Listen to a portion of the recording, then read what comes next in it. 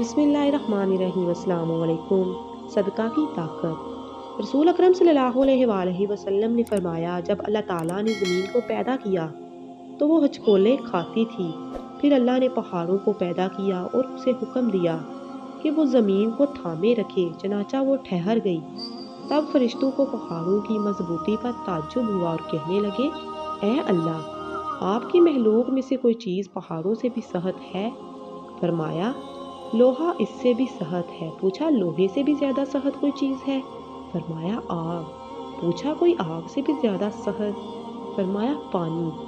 پوچھا، پانی سے بھی زیادہ سخت کوئی چیز؟